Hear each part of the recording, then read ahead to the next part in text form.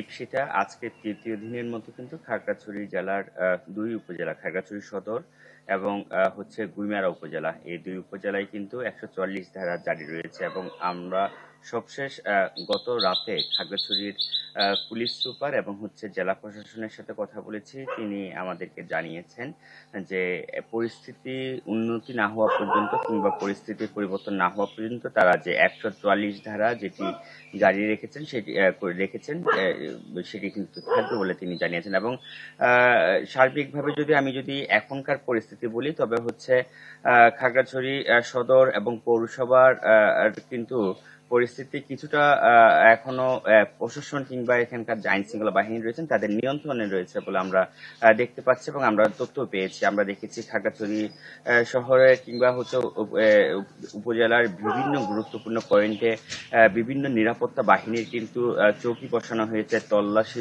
চলছে সেখানে। এবং এর পাশাপাশি যে সন্দেহভাজন কাউকে দেখলেও কিন্তু সেখানে কিন্তু জিজ্ঞাসাবাদ এবং কারণ জানার চেষ্টা করা হচ্ছে। এবং আমরা যদি বলি যে এখানকার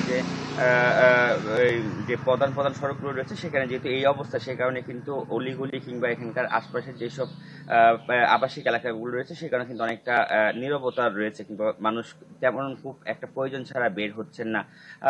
এবং আমরা এর পাশাপাশি দেখেছি যে গতকাল থেকে পরিস্থিতি মানে যে 144 যারা যে দ্বিতীয় দিন ছিল সেই সময়টাতে আমরা দেখেছি আসলে এখানকার যে প্রধান বাজার রয়েছে খাগড়াছড়ি শহরে, সেই প্রধান বাজারও কিন্তু একদম ফাঁকা ছিল, কোনো দোকানপাট খোলা ছিল না।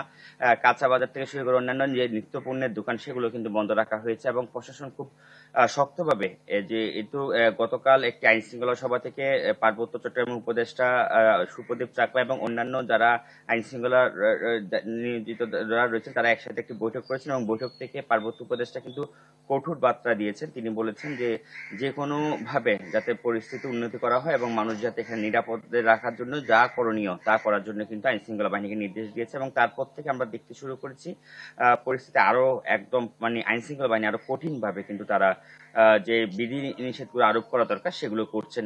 আর আমি যদি একটু একটু গুইমারা উপজেলার কথা বলি, আমরা গুইমারা উপজেলার সাথে কিন্তু প্রতিনিয়ত যোগাযোগের চেষ্টা করছি। গতকাল যে দুপুরের যে ঘটনা ছিল সেই ঘটনার পরে কিন্তু অনেকটা হতাহত ছিল, নিহত হয়েছে বলে আমরা পুলিশের পক্ষ থেকে খবর পেয়েছি, 3 জন নিহত হওয়ার কথা শুনেছি।